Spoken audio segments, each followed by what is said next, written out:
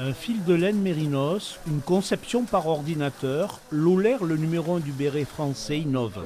Je fais mes programmes sur l'ordinateur. Pour la nouvelle collection hiver, Lohler présente un nouveau produit appelé Borette, mariage entre bonnet et béret. Ce produit est tricoté en moins de 12 minutes sur les nouveaux ateliers de l'entreprise. Voilà, là il est tombé de la machine. C'est-à-dire que là il y a la fin du tricot. Ici, on est content de voir son produit fini, de voir que c'est un produit de qualité et en fait d'être toujours en recherche d'amélioration du produit. Et c'est dans la qualité, de toute façon, se reconnaît dans les détails. C'est la finition, c'est la texture.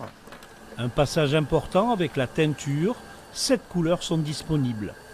Le bonnet est ensuite mis en forme avec son revers avant de passer à l'atelier des piqueuses. Ici, il reçoit ses finitions et notamment son écusson métal aux couleurs de la barque.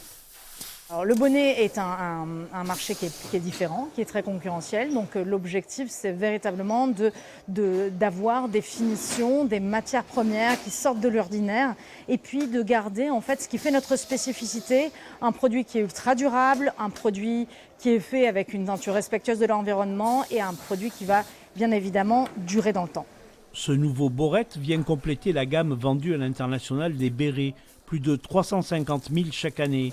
Une collection hiver diversifiée avec des bonnets, des casquettes, mais aussi un béret de prestige. C'est 180 ans d'histoire sur un béret qui change chaque année avec des écussons chaque année différents. Et on a un marché qui est extrêmement friand de cette histoire et de ce produit-là, qui est le marché japonais, qui a toujours été très sensible à la fois aux matières de la maison et puis à l'histoire. Et ce béret rappelle les deux. Pour prolonger son histoire, Lohler continue d'innover. L'usine a droit à une nouvelle façade avec l'artiste Augustin Delassus qui décore d'une fresque géante les murs de l'entreprise.